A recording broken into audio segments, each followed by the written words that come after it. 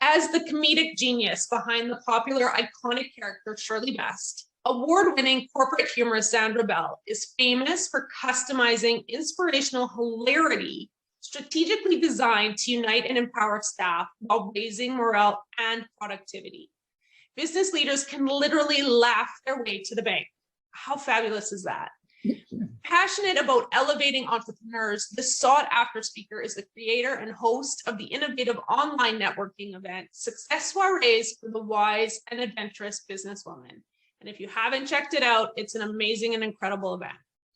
As an internationally acclaimed marketing innovator and promotional word wizard, Zandra is an expert at revitalizing client attraction, helping you communicate your solution in a unique, compelling way that magnetizes prospects.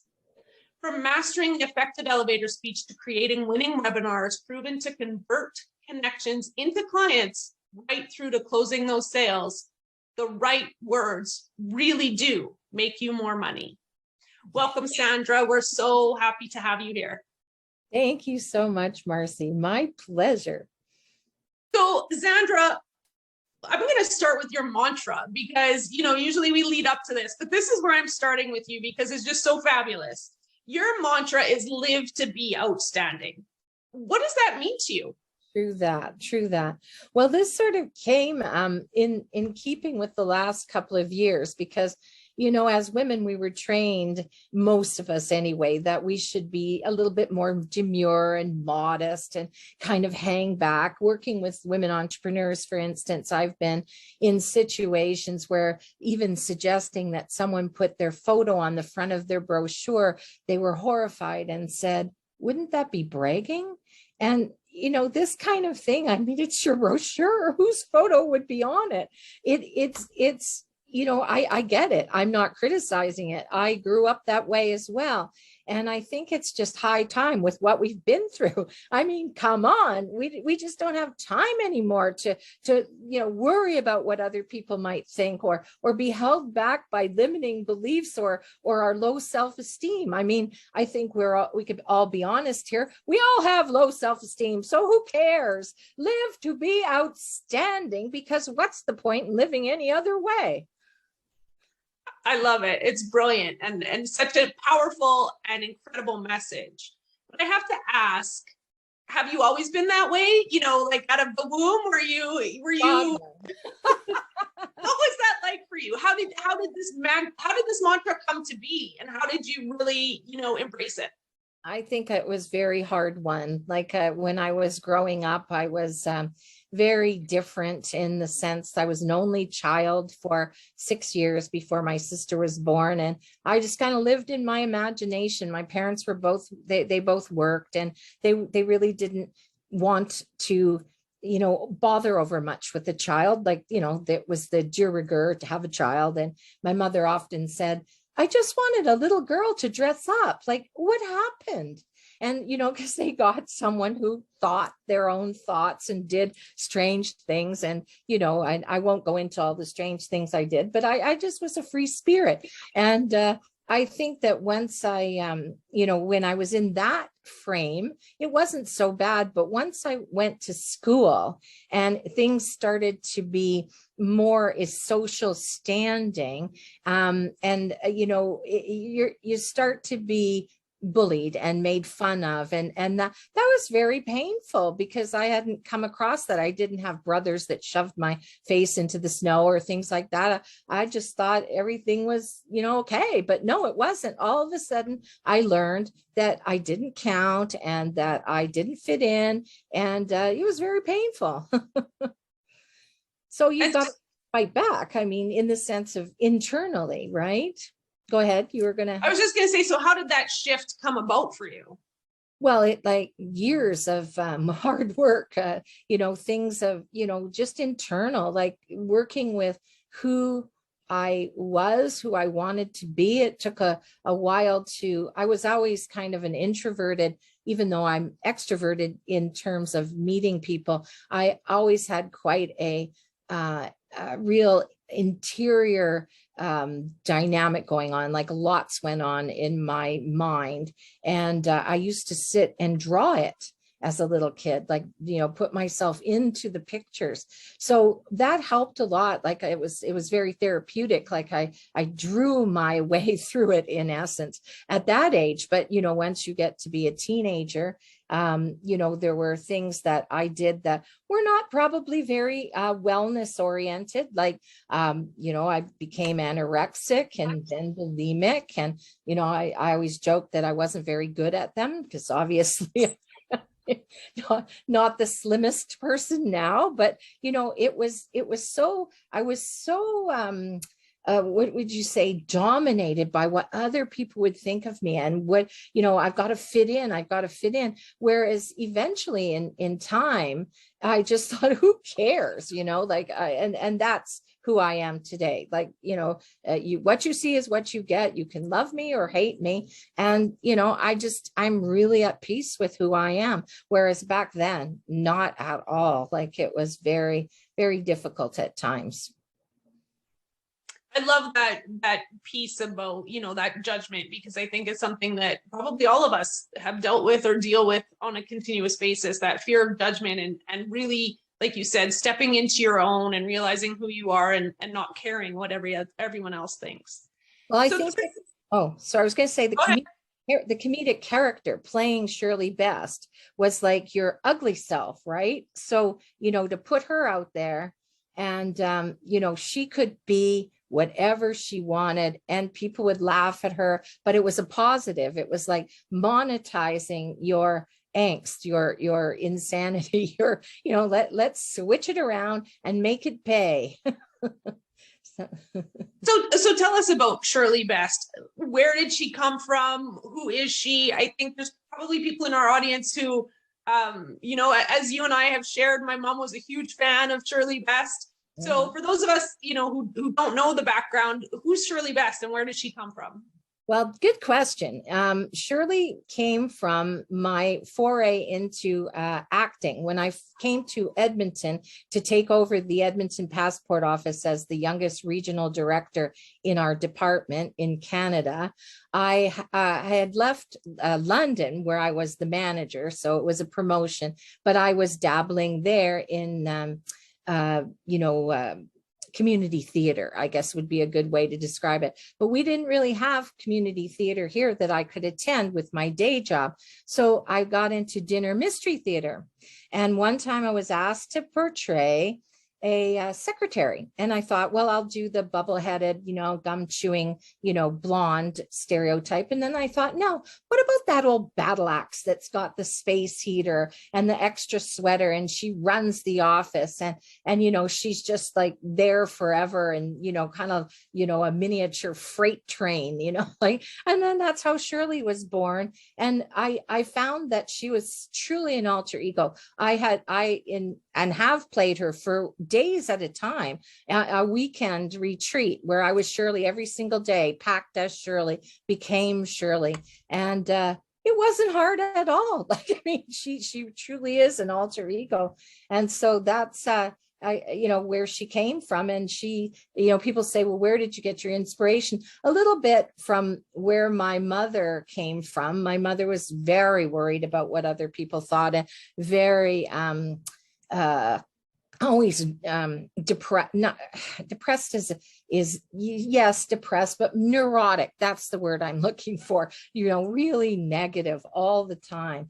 And I think I decided to be funny to kind of cheer her up, like, get some, levity into the house, And so one of Shirley's greatest gifts, is the laughter that she brings to the audiences. Why is laughter so important to you, and what impact has it had on you and others? What impact have you seen it have on others? Well, laughter really is in so many ways. I mean, there's your holistic right there, right? Mind, body, spirit, because laughter has the power, particularly in the corporate world where I customize my presentations that are designed to unite and inspire, empower audiences and thereby raise morale and productivity. But there's obviously that feeling when you look around the room that it is a uniting thing where you go, wow, everybody's laughing at that. It's not my own private hell at work. They all feel that way.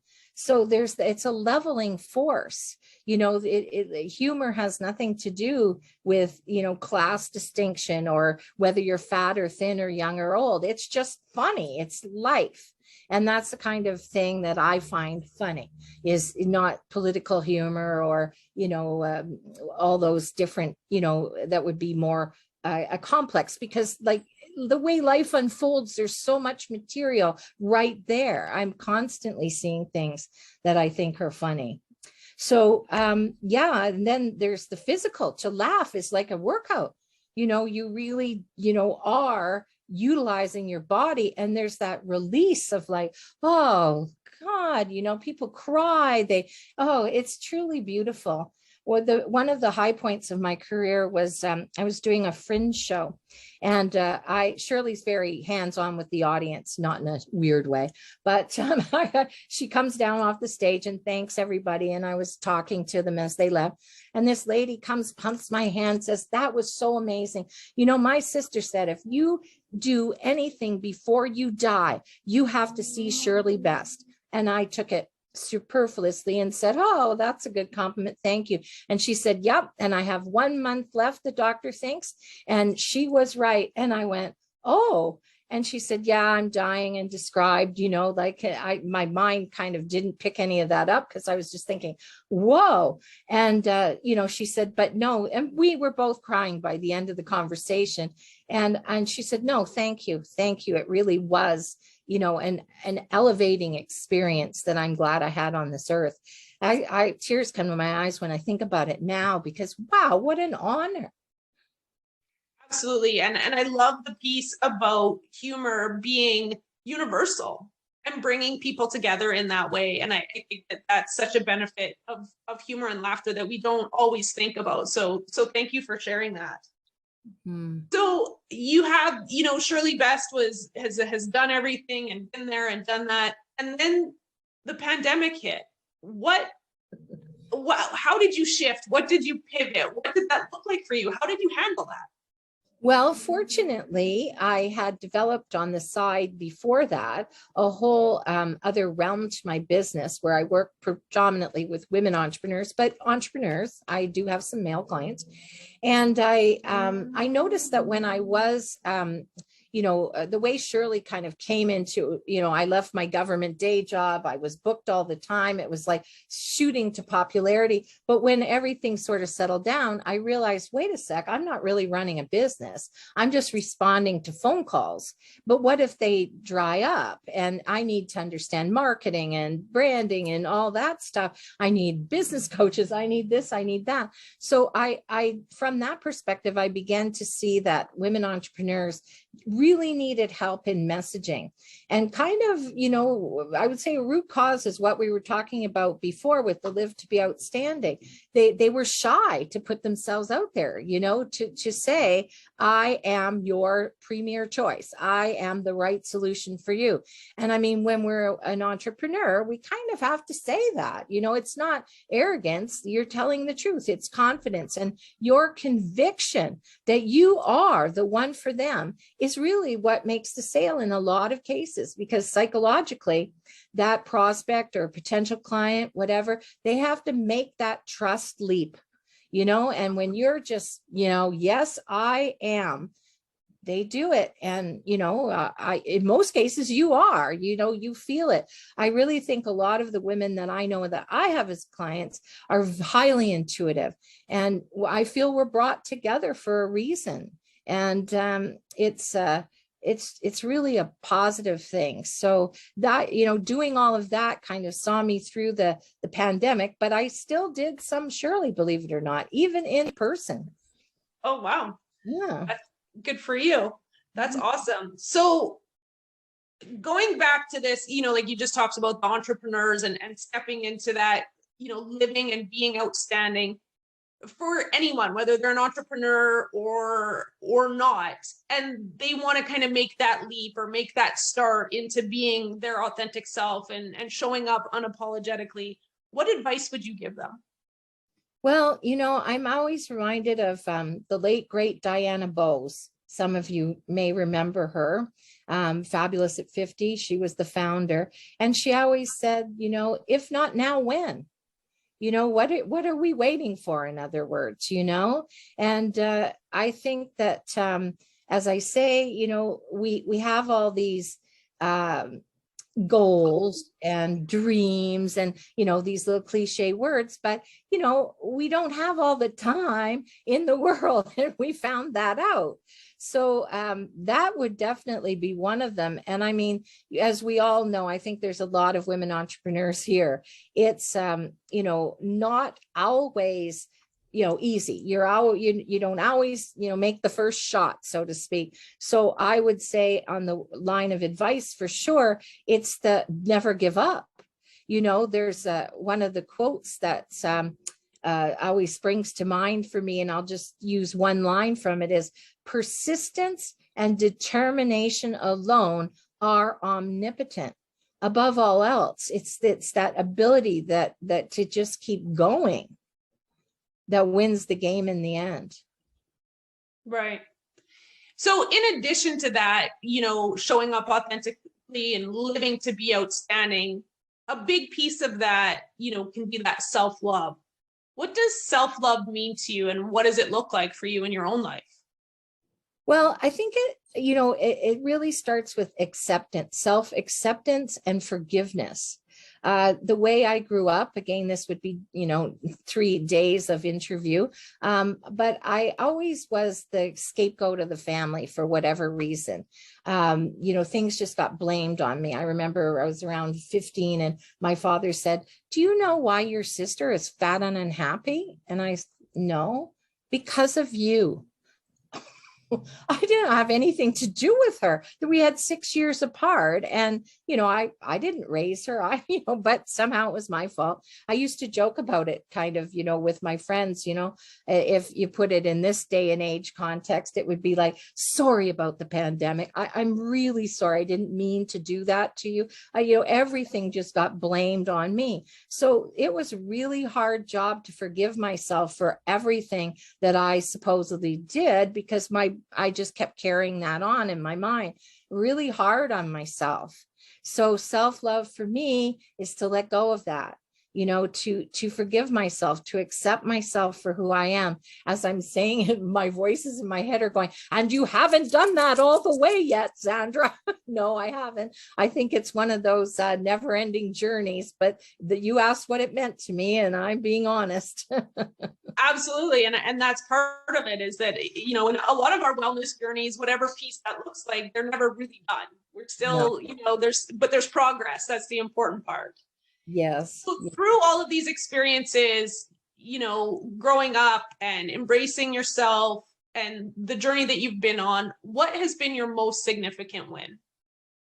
Well, becoming Shirley was incredible. Like all the things I've done as Shirley, toured the oil sands, been underground over a kilometer in a potash mine. Like, this is the research that I did to put my presentations together. I've been all over North America performing.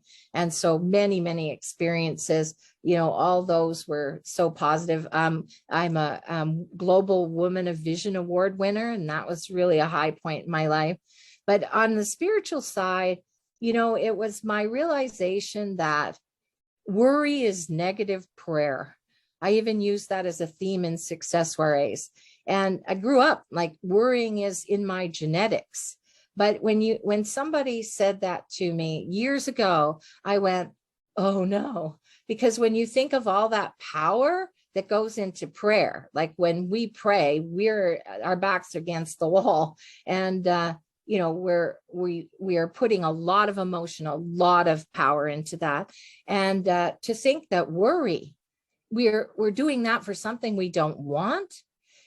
And since then, I've freed myself from it. Now, again, don't get me wrong. I mean, I go to it. It's a natural human response, but I talk myself out of it, because the last thing you want to do is think about what you don't want, because you know yourselves, dollars to donuts, that's what comes happily into your life.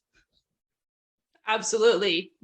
And we'll talk to Jenny a little bit about mindset and why that's so important. And it's exactly those thoughts that we're creating. So I know that you're, a woman of words, obviously, and that's part of the work that you do, and you're so incredible and amazing at it. What's your favorite quote, or a couple of favorite quotes that, really speak to you and what you do and who you are? Yes, thank you. I like to use quotes in my teaching. So one that I uncovered fairly recently that I just love, and I invite you to listen to the energy of the words, like the choice of the words. This is by Abraham Hicks. Make peace with outrageous abundance. Make peace with it. Like, know that that is your birthright. Don't fight it. You deserve it.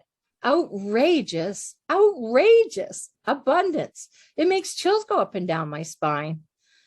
And another one that I quite like is my own. Money may not always make you happy, but happy makes you money.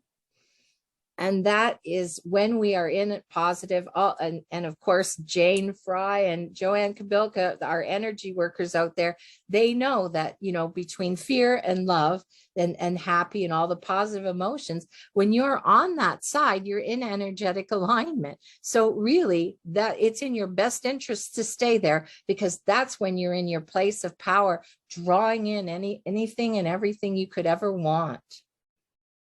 Beautiful. So we're going to wind up our time with Zandra in a couple of minutes. So I do invite you to put any questions that you might have in the chat, and we'll get to those in just a minute. In the meantime, I have a challenge for Zandra. As kind of our final question, I want to know what single word you would like to leave the audience with and why. Oh, okay. Well, it just popped into my head. Magnificence. We are all so magnificent. Our inner magnificence is what we should be tapped into. Beautiful. And that's part of living to be outstanding is, finding that magnificent, I can't even say it, magnificence, and really, again, embracing it and, allowing that light to shine, which is really, I think, what so many of us are being invited to do. Yeah, because it doesn't mean we like to think that we can only be at special occasions, or maybe we shouldn't be it because we don't deserve to be it. But it's there. It's ours. It's like the outrageous abundance. That's so hard in our human mentality to grasp. And of course, it's hard, for me as well. But I've worked very hard to say, no, I'm going that way, because I just figure, again, we might as well do it. What's the point in living any other way? If you have a choice, pick that. Absolutely. It's fabulous. Zandra, how can people get a hold of you if they want to, if they're interested in more in what you do or want to learn more about Shirley? What's the best way for people to get in touch? Well, what I'll do is I'll put my information in the chat feed, if that's okay. That's fine to do, is it? Absolutely. Yep. You can put that information in the chat and we'll make sure that everyone has access to that. Zandra, thank you so much for being here. Do you have any closing thoughts that you want to share with anyone who's here live or watching the recording? Well, I just like that, I think that we are all on a journey, and a lot of us have come a long way. And regardless of where you are on the journey, their quote by Marianne Williamson always rings in my head about, our deepest fear is not that we're inadequate, is how it starts out. But the section that I call your attention to is, as we let our own light shine, we unconsciously give others permission to do the same. So I say, go forth and act as that beacon of light for others. Give them permission to shine their light as well. I'm not even going to try to top that, I think that's a perfect way to wrap up everything that you've said. You are amazing, and thank you so much for being here. We appreciate you and all that you've shared tonight. Thank you so much, Marcy. Again, my pleasure. I'm so happy to be here.